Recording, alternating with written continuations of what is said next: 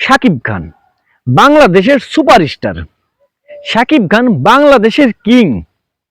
এই শাকিব খান বাংলাদেশে বিপিএল এ শক্কর একটা দল কিনেছে, শক্করেই বলবো, শক্কর একটা দল কিনেছে ঢাকা।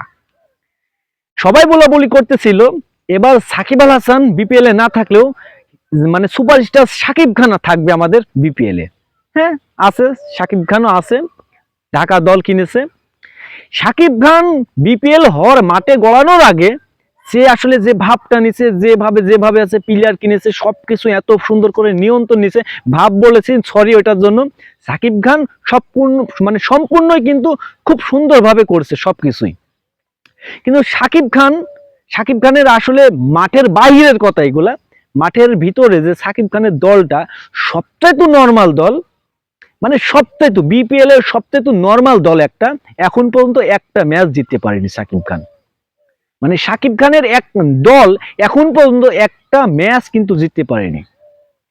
খুবই দুঃখের বিষয় শাকিব খানের জন্য, কারণ শাকিব খানের যে পরিমাণ নাম বাংলাদেশে সারা বিশ্বে, সেই অনুযায়ী শাকিব খান একটা দল কিনেছে, যেমন ইন্ডিয়াতে নায়ক, মানে আপনার হচ্ছে সুপারস্টার, ইন্ডিয়ার কিং একটা দল কিনেছে কলকাতা, শাহরুখ খান কলকাতা দল কিনেছে, তার যে নামটা সেই অনুযায়ী কিন্তু শাকিব খান চলতে গেছিল, সেই জন্যই ঢাকা দলটা কিনছে। কিন্তু শাকিব খানের এই দলটা শাকিব খানকে লজ্জায় ফেলেছে। সবার যে স্লোগানটা আসলে একটা স্লোগান হয়ে গেছে, ঢাকা না ফাঁকা। মানে শাকিব খান দল কিনে একদমই ফাঁকা হয়ে গেছে, হিরোর থেকে জিরো হয়ে গেছে সবার একটা স্লোগান।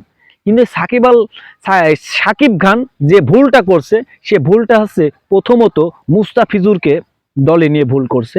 কারণ মুস্তাফিজুর বাংলাদেশের সেরা একজন বোলার ঠিক আছে, কিন্তু তাকে যত টাকা দিয়ে নিয়েছে শাকিব খান 1 কোটি টাকা দিয়ে, এই শাকিব খানের এই ভুলটা হচ্ছে সর্বপ্রথম যে ভুলটা নিচ্ছে। কারণ শাকিব খান আমাদের মুস্তাফিজুর ভালো উইকেটে একদম বাজে বল করে, যেখানে 16 উইকেট সেখানে কিন্তু মুস্তাফিজুর সুপার, কিন্তু ভালো উইকেটে যেখানে 200 রান হয় যে উইকেটে, সেই উইকেটে কিন্তু মুস্তাফিজুর কিছু করতে পারে না। তার দ্বিতীয় ভুল লিটন দাসকে নিয়ে। লিটন দাস বাংলাদেশের ভালো একজন ব্যাটসম্যান, কিন্তু লিটন দাসের কয়েক বছর ধরে এত বাজে খেলছে, এই লিটন দাসের উপর ভরসা করে শাকিব খান খুবই ভুল করছে।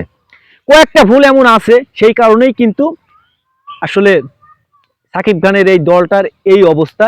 কারণ শাকিব খানের দলটা হওয়ার দরকার ছিল সেই সুপার দল, যেমন বরিশাল, রংপুর, এদের মতন দল করার দরকার ছিল। কিন্তু শাকিব খান প্রথম তো বিপিএল, তাই আসলে ওইভাবে বুঝতে পারিনি। দ্বিতীয়বার অবশ্যই আমি মনে করি শাকিব খান দল কিনলে অবশ্যই সুপারস্টার দলই বানাবে সে, কারণ এই ভুল থেকে শিক্ষা তো অবশ্যই নেবে শাকিব খান। কারণ এই ভুল থেকে শিক্ষা নিয়েই কিন্তু দ্বিতীয় যে মানে আরেকবার যে আছে 26 সালে যে আছে বিপিএল হবে, ওই বিপিএল কিন্তু শাকিব খান ঠিকই তার দলটা হার্ড করবে আমি মনে করি।